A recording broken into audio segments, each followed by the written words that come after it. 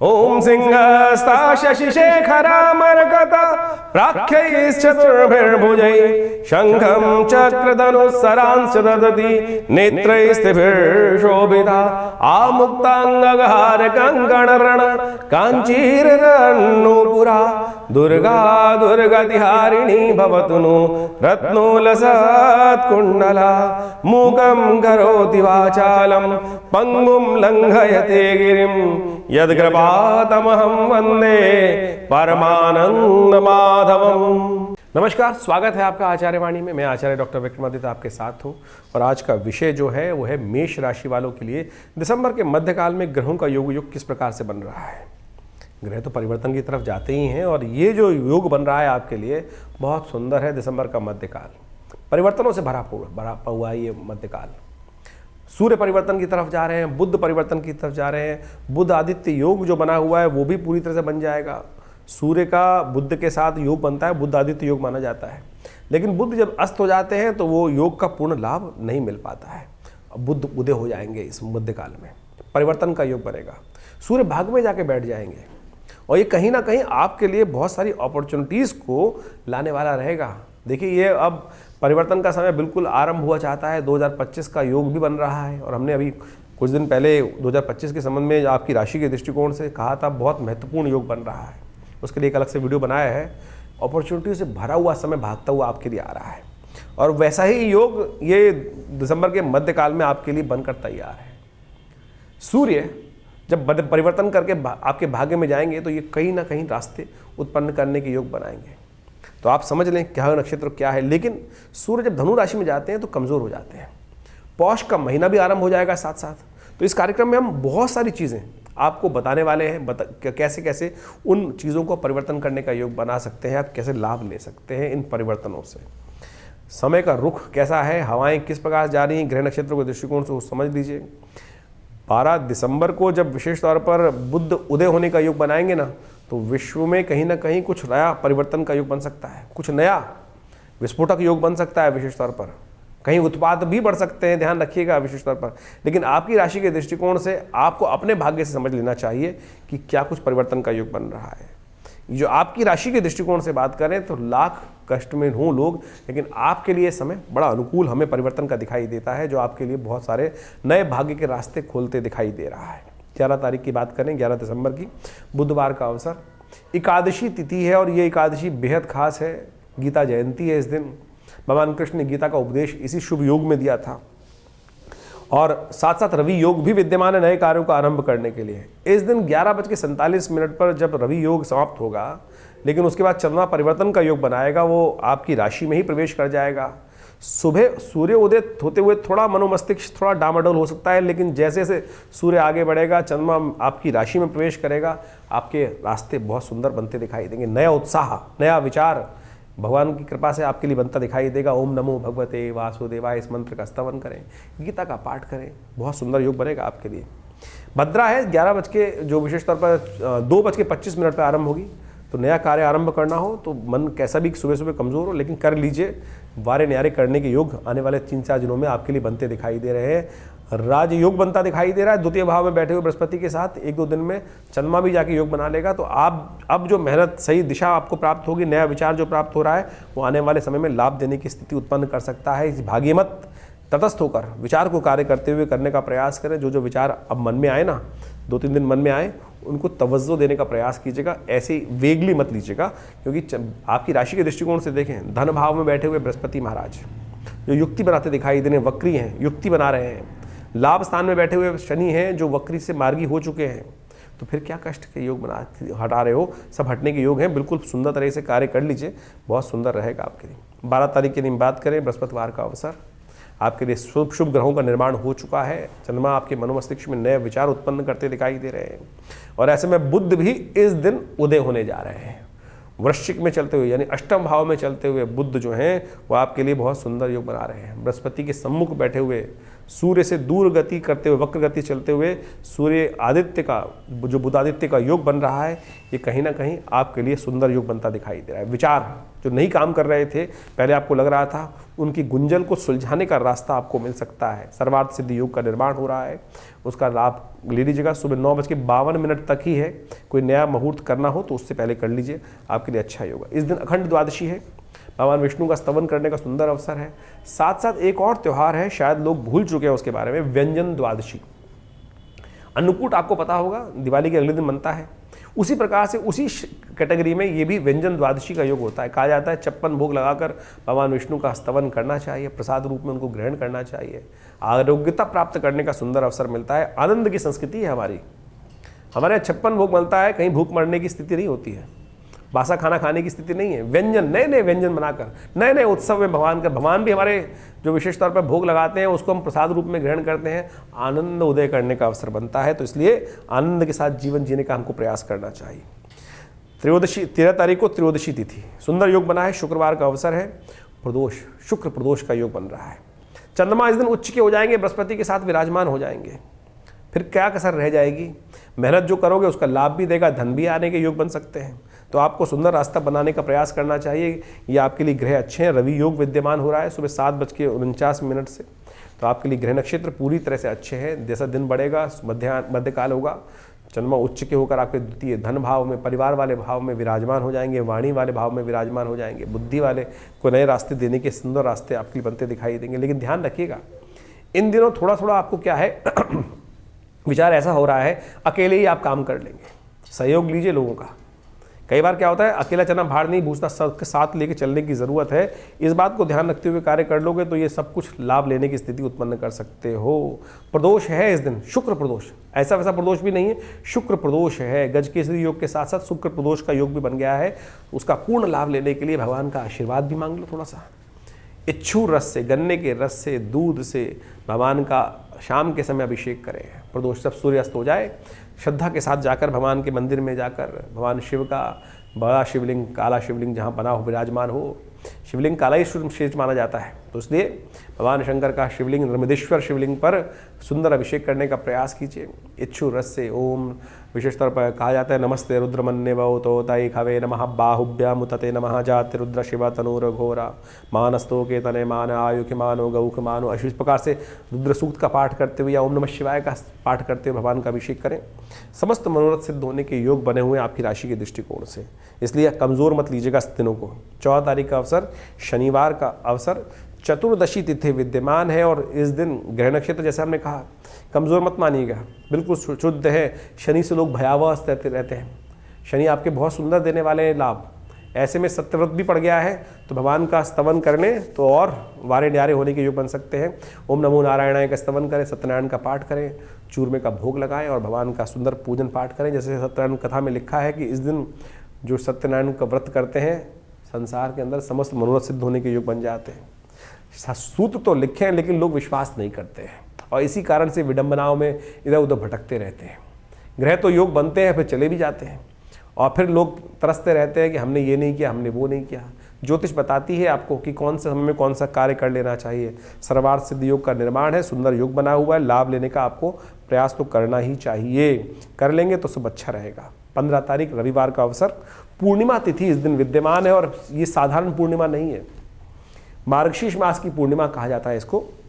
मार्गशीर्ष मास की पूर्णिमा है और साथ साथ इस दिन अन्नपूर्णा जयंती है। विशेष तौर पर दत्तात्रेय भगवान की जयंती है और साथ साथ इस दिन रविवार, पूर्णिमा और संक्रांति का योग बन गया है, हृदय नाम का योग बन गया है। इतने सुंदर योग लेकर आपकी राशि में ये उपस्थित हो रहा है। सूर्य भाग्य में जा रहे हैं और इतना सुंदर योग, हृदय नाम का योग बना हुआ है।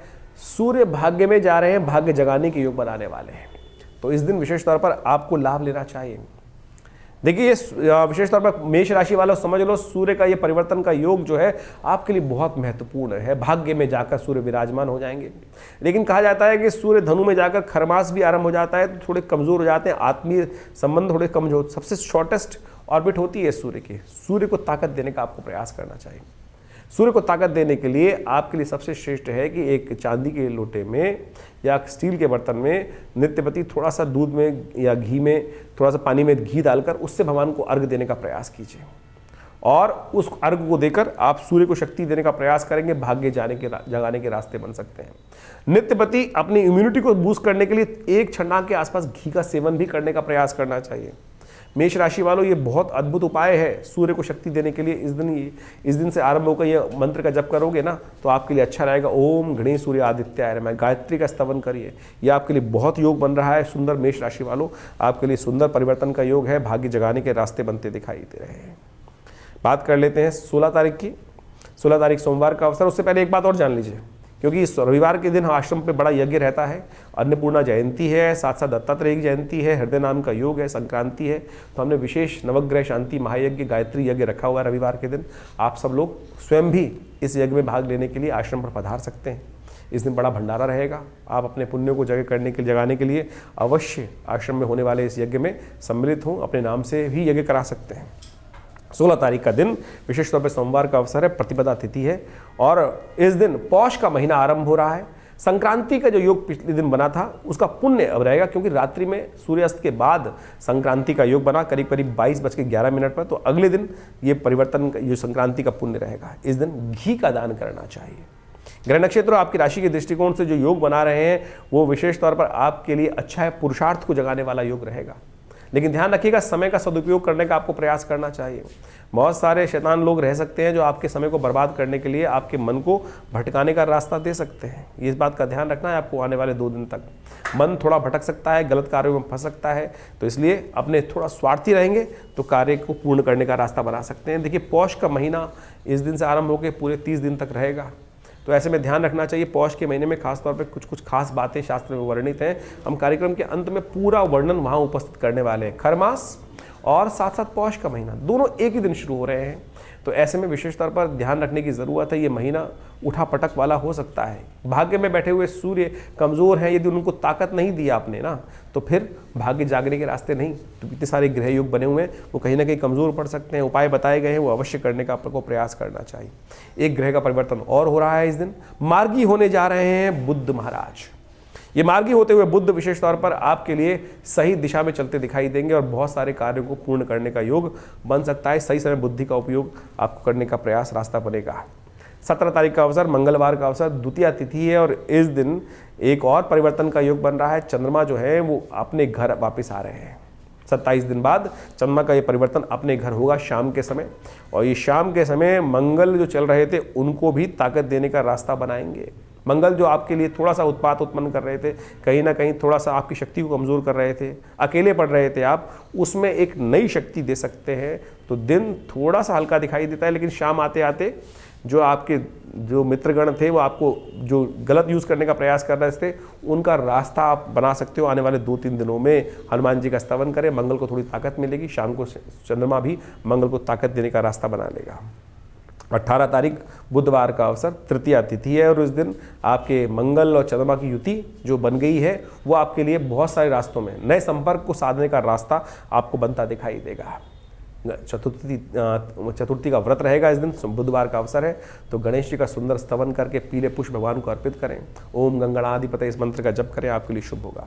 19 तारीख बृहस्पतिवार का अवसर, चतुर्थी तिथि उदया तिथि के रूप में विद्यमान है और ग्रह नक्षत्र योग जो बना रहे हैं वो आपके लिए बहुत अच्छा योग। संकष्टी चतुर्थी है इस दिन और ऐसे में भगवान का गणेश का स्तवन समस्त विघ्नों को दूर करने का रास्ता बना सकता है और विशेष तौर पर आगे बढ़ने के लिए आपको रास्ता बन सकता है।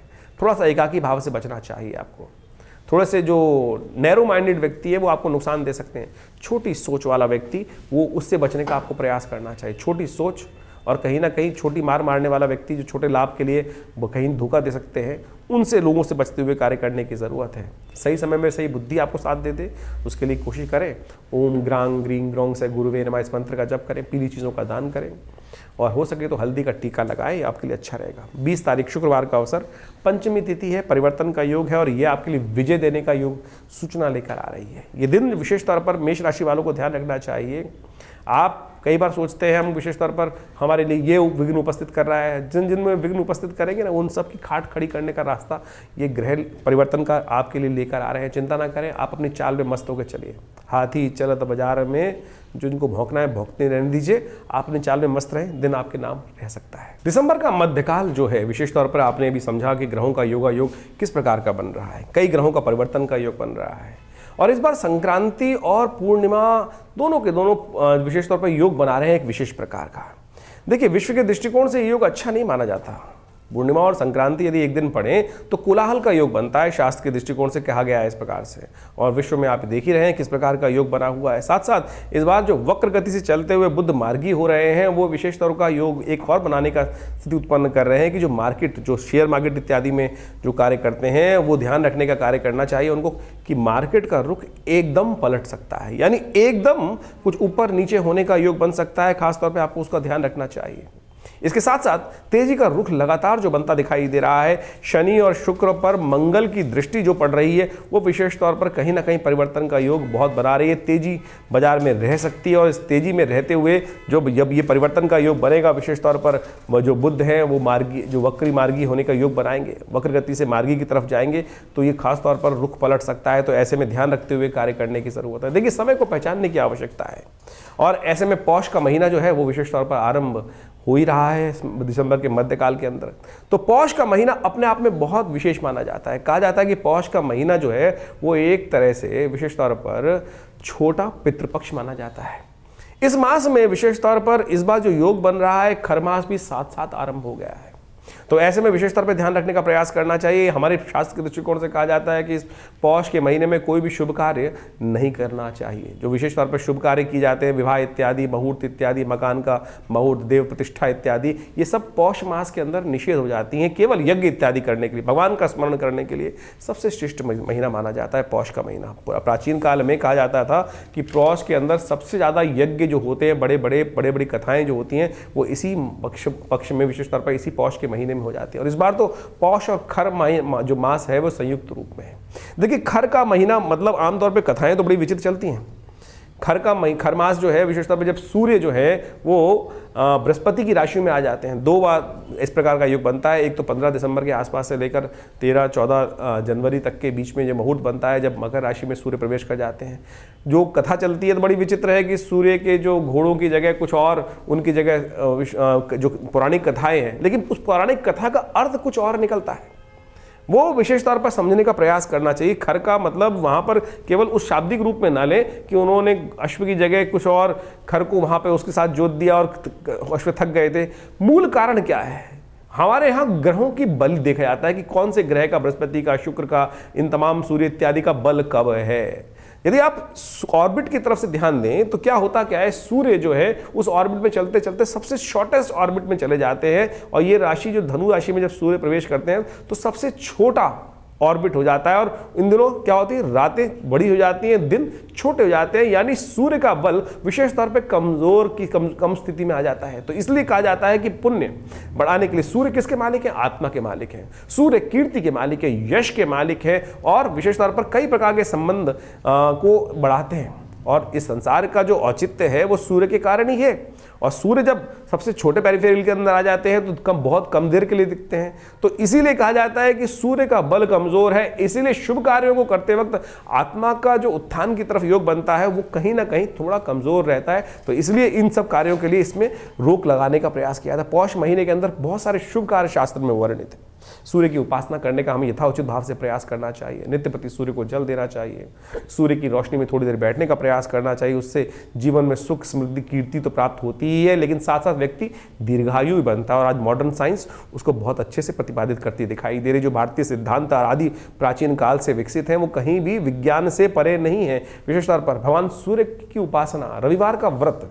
देखिए, होता क्या है कि सर्दियों के अंदर आमतौर पर बहुत ज़्यादा खाना खाया जाता है, तो थोड़ा सा आपके उधर को भी थोड़ी शांति प्राप्त होने का प्रयास करना चाहिए। तो हम उसको कोरिलेट करने का प्रयास कर रहे हैं। तो शास्त्र के दृष्टिकोण से जो पौष के महीने का ये विज्ञान बताया गया, इस बार तो पौष और खर मास दोनों एक साथ जो योग बना रहे हैं तो कम से कम आपकी राशि के दृष्टिकोण से आपको कम से कम इस बात का भी ध्यान रखना चाहिए कि सूर्य को बल दें। तो आपकी राशि से सूर्य का जो संबंध है वो विशेष तौर पर हमने आपको बताया ही, तो आपको ध्यान रखते हुए क्या करना चाहिए, रविवार का उपवास रख सकें, घनी सूर्य आदित्याय नमः इस मंत्र का जप कर सकते हैं। और विशेष तौर पर इस पौष के महीने में उनका एक विशेष नाम है भग, और उस स्वरूप में उनका पूजन करने से, ओम भगाय नमः इस मंत्र का जप करने से, ओम घृणी सूर्य आदित्याय नमः इस मंत्र का जप करने से समस्त प्रकार के कल्याण के योग बन जाते हैं। कहा जाता है कि इस महीने में पाचन क्रिया को ठीक करने के लिए सिद्धांत बनाया गया कि तिल का सेवन करें, और खासतौर पर खिचड़ी का भोग भी भगवान को भी लगाया जाता है, और खासतौर पर उसका सेवन भी करने का शास्त्र में नियम बताया गया है। उड़द की दाल और चावल का उपयोग करते हुए, तिल का खासतौर पे उपयोग करते हुए यदि आप करेंगे तो क्या होगा, सर्दी भी कम लगेगी, इम्यूनिटी भी स्ट्रांग हो जाएगी, पाचन क्रिया ठीक रहेगी, तो इससे बहुत अद्भुत रूप से लाभ प्राप्ति के योग भी बन जाते हैं। खर मास में एक विशेष तौर पर देखिए सूर्य का संबंध खास खर मास में है, और कहा जाता है भगवान विष्णु की सुंदर आराधना करें, ओम नमो नारायणाय इस मंत्र का यथाउचित भाव से जप करें। तुलसी का पूजन करना समस्त प्रकार के कष्टों को दूर करने का योग बनाता है। तो खर मास में नित्यपति इस बात का ध्यान रखना चाहिए, शाम के समय भगवान भगवती का खासतौर पर ध्यान करते हुए उनके समक्ष एक दीपक प्रज्वलित करते हैं, उनकी एक प्रदक्षिणा लगा लें। ये विशेष उपाय कर लेने से कई प्रकार से कष्टों को निवारण करने का योग बन जाते हैं। ध्यान रखें, खर मास में सूर्य कमजोर है, वाद विवाद में नहीं फंसना चाहिए, और तामसिक भोजन करने से प्रहार करना चाहिए। आमतौर पर हमारी जो संस्कृति है यहाँ पर तामसिकता है ही नहीं, विदेश में तो आमतौर पर हर जगह तामसिकता ही तामसिकता भरी पड़ी है। तो इसलिए इस बात का ध्यान रखते हुए कि सूर्य का बल कमजोर होने के कारण से इस महीने में, खर मास में और खासतौर पर पौष के महीने में जो कहा जाता है कि उसका ध्यान रखते हुए कार्य करना चाहिए। उसके बाद मकर संक्रांति आती है, नई शक्ति का संचार हो जाता है। तो आप इन सब चीज़ों को समझते हुए, यदि हमने जो पूरा विज्ञान आपके समक्ष उपस्थित किया, इस समझते हुए कार्य करेंगे तो देखिए बहुत अच्छा आपके लिए योग बनेंगे। बाकी हमने आपकी राशि के अनुसार से भविष्यफल तो बताया ही है, और ये कार्यक्रम हम आपके साथ लगातार रखते हैं। आपके प्रश्नों का समाधान देखिए, ज्योतिष के दृष्टिकोण से कई प्रकार से मतांतर से जो भविष्य फल बताने का तरीका है, आपकी राशि के दृष्टिकोण से भी, नाम के दृष्टिकोण से भी, न्यूमरोलॉजी के पॉइंट ऑफ व्यू से भी, आपके नाम के अक्षर भी बता सकते हैं कि आपका भाग्य कहीं ना कहीं, ये छोटे छोटे आयाम है ज्योतिष के अंदर, इन सबका बड़ा अच्छा योग है। लेकिन हम कई लोग केवल न्यूमरोलॉजी को ही पूरी ज्योतिष के रूप में उपस्थित कर देते हैं।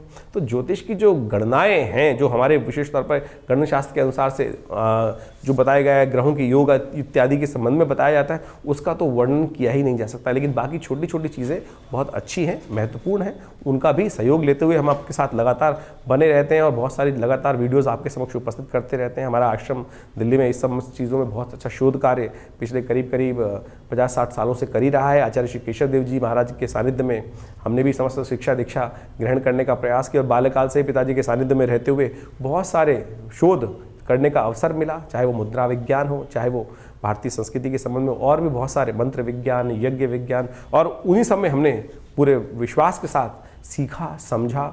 जो कहते हैं ना कि कार्य नहीं होते हैं, मंत्र विज्ञान के अनुसार है, बिल्कुल निष्ठा के साथ यदि अनुष्ठान किया जाए, परमात्मा की आराधना किया जाए, तो असंभव से असंभव कष्ट दूर होने के योग बन जाते हैं। भार, बस समस्या यह है कि ज्योतिष विज्ञान के माध्यम से ये समझा जा सकता है कि कितना बड़ा भार है, और उसको उतारने के लिए दूसरे पलड़े में कितना भार रखना है। कर्म का यदि उतना भार, आपके दुर्भाग्य की तरफ जितना भाग्य है उसको उतारने के लिए उसके बराबर का पलड़ा भारी कर दिया जाए शुभ कर्मों से, तो वो कष्ट निवारण हो जाते हैं। चाहे वो स्वास्थ्य के संबंध में महामृत्युंजय मंत्र का अनुष्ठान हो, चाहे वो शत्रुओं पर विजय प्राप्त करने के लिए बगलामुखी इत्यादि भगवती महाकाली के अनुष्ठान हो, हमने करके देखे हैं। और नित्यप्रति आश्रम पे जो 8 घंटे यज्ञ चलता है, उसमें बहुत सारे लोग अपने अपनी मनोकामनाओं की सिद्धि के लिए समय समय पर आश्रम के साथ जुड़कर उन समस्त कार्यों में रहते ही हैं। आप भी हमारे इस विवेकानंद योगाश्रम में जुड़ सकते हैं। यहाँ पर बहुत सारे कार्यक्रम हम समय समय पर करते रहते हैं। चाहे वो रविवार का यज्ञ तो विशेष रहता ही है, उसमें जो यज्ञ में सब लोग आके बिना किसी खास तौर पे कोई, हम लोग किसी भी कार्यक्रम में कोई शुल्क नहीं लेते हैं। चाहे वो नवरात्र के यज्ञ हों, चाहे वो विशेष तौर पर अभी गुप्त नवरात्रि का यज्ञ भी आएगा, चाहे वो सब सुंदरकांड इत्यादि के पाठ हों, आप स्वयं यदि बैठना चाहते हैं तो उसमें आके बिल्कुल बैठ सकते हैं। रविवार वाला यज्ञ बहुत विशेष होता है, मंगलवार वाला सुंदरकांड पाठ है, उसमें भी भंडारे की सुंदर व्यवस्था होती है। और हर रविवार को तो नवग्रह शांति महायज्ञ, गायत्री महायज्ञ का सुंदर कार्यक्रम रहता ही है, जो सुबह 8 बजे से लेकर 10 बजे तक चलता है। उसमें आप स्वयं भी उसमें भाग ले सकते हैं, और भगवान की प्रतिष्ठा प्रसन्नता के लिए माँ भगवती दुर्गा का सुंदर दर्शन।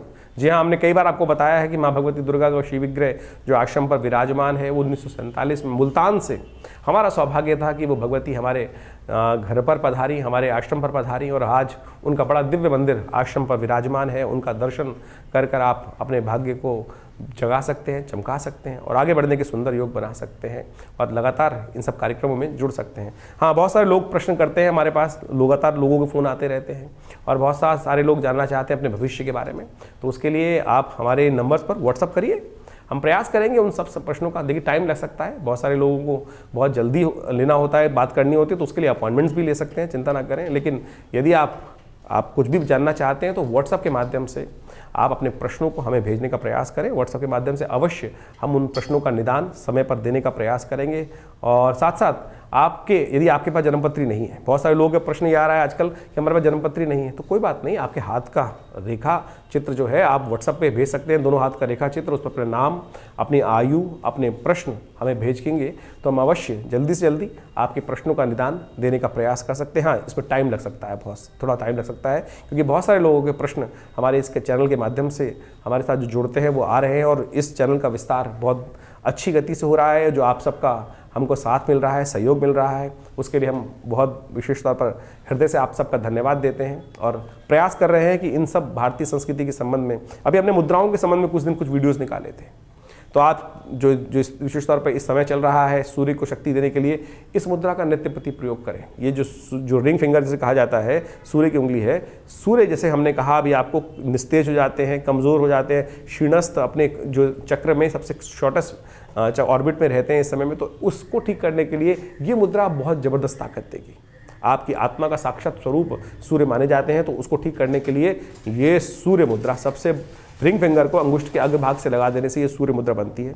इसका नित्य प्रति प्रयोग कम से कम दिन में 5-5 मिनट करके 45 मिनट यदि प्रयोग करेंगे तो नहीं आवश्यकता पड़ेगी आपको कोई नग पहनने की, कोई और कार्य करने की। यही शरीर के स्विच जो है आपके बहुत से कष्टों को दूर करने का योग बना सकते हैं। अभी बहुत जल्दी नववर्ष आ रहा है, नववर्ष आपके लिए कैसा रहेगा उसके लिए हमने एक पूरा वीडियो आपके साथ रखा है और उसमें पूरी तरह से ग्रहों की अवस्थाएं किस प्रकार की हैं, क्या है, वो सब हम आपको बताने का उसमें प्रयास किया है हमने और आप लगातार हमारे साथ जुड़ सकते हैं। बहुत सारे लोग एक बात और समझ रहे, हमारे नाम से बहुत सारे लोग कई बार कहते हैं कि हमने आचार्य जी को जन्मपत्री दिखा के हम फ़ोन में बात करिए, अपॉइंटमेंट लेके बात करेंगे तो बहुत अच्छा रहेगा। हमारे आश्रम से कोई ऐसा पैसा का डिमांड नहीं किया जाता है और यदि कोई हमारे नाम से आपसे बात करने का प्रयास कर रहा है, आपको फ़ोन कर रहा है, कम से कम मैं तो किसी को फ़ोन नहीं करता, ये तो मैंने बहुत मित्रगण हैं उनके साथ बात होती है, लेकिन किसी भी व्यक्ति को मैं फ़ोन करके ये नहीं कहता कि आप मुझसे, कभी मैं किसी व्यक्ति को जो जिनसे जान पहचान नहीं है उनको शायद फ़ोन कभी नहीं करूँगा। तो इस बात का भी ध्यान रखें। तो आपको एक केवल सूचना के लिए, आज समय जो है बड़े विचित्र दौर में जा रहा है, हर रोज़ नई नई खबरें आती रहती हैं, जो लोग के साथ साथ कई प्रकार की समस्याएं उत्पन्न होने के योग बनते हैं। हम जिस कार्य में हैं, जिस आश्रम को चलाते हैं, दिल्ली में विवेकानंद योगाश्रम, वो सबकी सेवा के लिए है। तो इस प्रकार के किसी भी जो आज गलत कार्य हो रहे हैं उनसे आपको बचने का प्रयास करना चाहिए। जन सेवा के लिए, जन सूचना के लिए हमने ये बात अंतिम में आपके पास रख दी है। आशा है आप समझेंगे और गलत लोगों से बचने का प्रयास करेंगे। धन्यवाद, नमस्कार।